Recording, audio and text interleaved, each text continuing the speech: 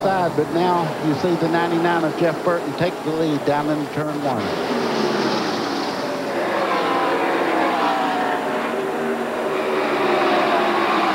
So Jeff Burton's Roush Racing Ford comes to the front. It's Ford, Pontiac, and Chevrolet now in the front 4.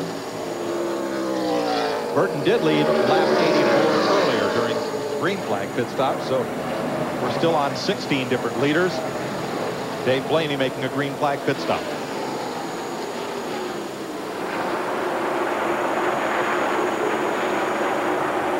You know, for all the crashing, the attrition has not been high. The only car officially out of the race is Jerry Nadeau.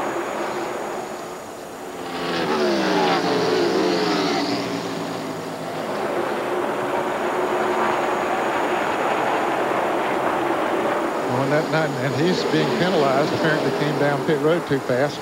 The Dave Blaney car that you mentioned that made a pit stop there a moment ago. When Jeff Burton gets that 99 Ford going, he is tough. He is very, very tough, but just behind them back there, just in the distance, he's just gaining just a little bit every lap. Dale Earnhardt Jr. is every bit as fast as anyone out there. You're right. He's cutting a little bit of lead time off that he has. He's about 4 6/10 seconds behind as we look at this battle for second.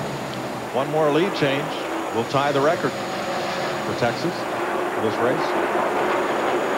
24. We've had 23 today. Will tie the record for lead changes. Bobby Labonte went by just then and took over second spot. And there's, don't call me Earnhardt Sr., there's Dale Earnhardt, 10th place right now in his Richard Childress Chevrolet. And you just saw him saw the wheel, fighting to handle him just a bit. Mike, even good race cars, apparently every once in a while they get a little bit sideways. They are running close to 200 miles an hour when they turn in the corners. Jeff Burton moves past John Andretti. Andretti 44 laps down in 39th place.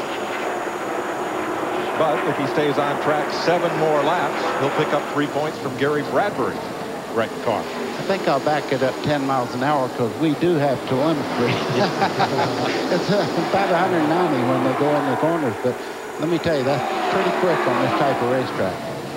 It's very fast for a mile-and-a-half track.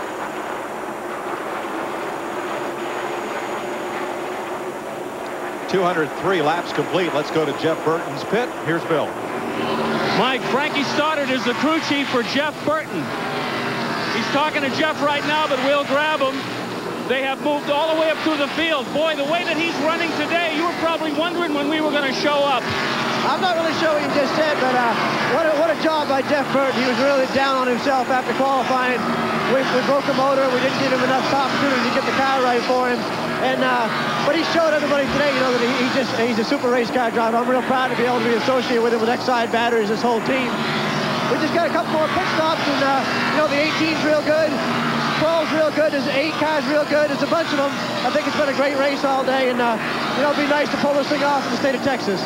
This morning I asked Jeff Burton if he was concerned about starting so far back.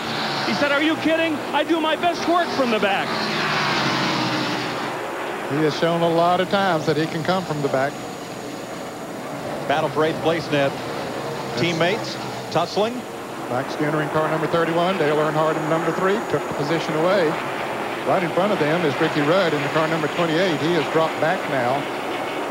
And you can see why. He just can't keep the car down on the racetrack. The 28 there just went right up the racetrack in the middle of the corner. Good straightaway speed, but not much in the corner. That's 8th, 9th, and 10th. Mike Skinner loses a spot there. May gain one from Ricky Rudd. Let's go to Skinner's pit. Well, Mike, these Winston Cup cars are pretty big pieces of machinery, but some fine adjustments will make huge differences with the cars. Crew Chief Larry McReynolds is talking about adjusting the air pressure in Mike Skinner's car by the 10th of a pound. Usually they will do so much less, like they'll say 2 to 3 pounds, which could be 20 to 25 pounds of spring rate adjusted to the car. But now, Ken Squire, they're talking about just a 10th of a pound, which could be as much as 5 pounds of spring rate adjustment. Ken? see that number 33, Nemechek? He's about to be challenged. And I'll tell you, the strongest one out there is Tony Stewart. In back-to-back laps, he passed Terry Labonte. Then he passed Mark Martin. 6 laps later, he took Rusty Wallace. Here he is closing in on these leaders, trying to crack the top 10. Tony Stewart's coming on strong. Back to Mike Joy. Stewart charge number 20 there on the move at 12th place behind Nemechek and Skinner, and just in front of Rusty Wallace and Mark Martin. Seems that most every driver who has led this race has cycled through the field, either because of taking 2 tires or 4 tires. And the number of caution flags today, 7, have really provided some jumbling in the running order. We're at 209 laps. Jeff Burton is the leader in a Ford. Bobby Labonte's Pontiac. Jeremy Mayfield's Ford in third. Dale Earnhardt Jr. and his teammate Steve Park in Chevrolets.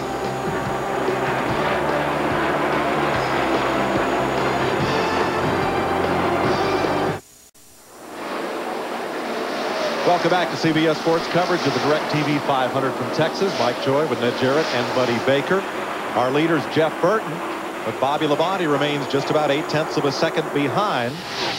Dale Earnhardt Jr. now up for third, ahead of Jeremy Mayfield. Back to fourth. Steve Park is fifth. Kevin LePage is sixth. Seventh is Dale Jarrett. Eighth is Dale Earnhardt. And here's the ninth place battle. Now, Joe Nemechek in 33 and Tony Stewart's 20 a lap ago sped past number 28 Ricky Rudd. So they are on the move, currently 9th and 10th.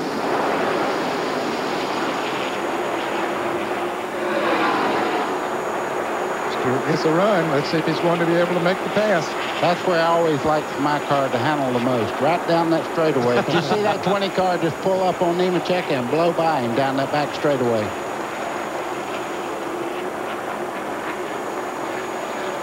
Let's give you a reading on Joe Nemechek. Our wrenchhead.com telemetry, a little bit of brake, hit 191 miles an hour. They're going into turn 1. And if we stay on this to turn 3, you'll see the turn 1 entrance, because of this curved front straightaway, might be just a little faster than the entrance into turn 3. Hit 188 miles an hour there. Yeah, you would think more racetrack, more speed. Now he touched the brake a little bit getting off the corner, Buddy. I don't understand that. He's just letting his foot rest on it and is setting that light off. He's certainly not trying to brake. Yeah, he probably didn't realize that he was pressing on the brake. Leader in traffic, Jeff Gordon.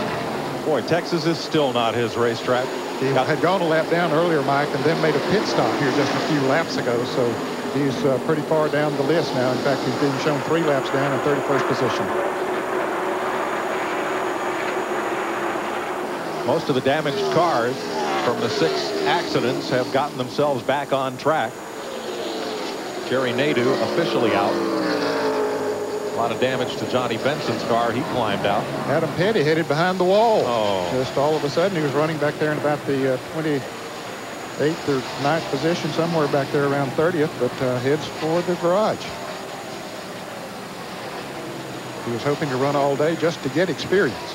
But as you say, that's one thing he did get today, and that's what he was out here for. He actually got some good race time out here, and he knows what the cars feel like at midway of the race. Petty completed about 216 laps before going to the garage. That 19-year-old has a lot of promise and a lot of opportunity, but also a lot of responsibility to carry the most famous name in stock car racing to another generation. I think he'll fit in that mold just right. I think so too. At lap 220, here's your leader. South Boston, Virginia's Jeff Burton. And Dale Earnhardt started 35th to win Atlanta. Burton started 37th today. There's Kenny Wallace battling, trying to stay on the lead lap. Brett Bodine just ahead of him. He's used the combination of a fast race car and good pit strategy, and put him right out front.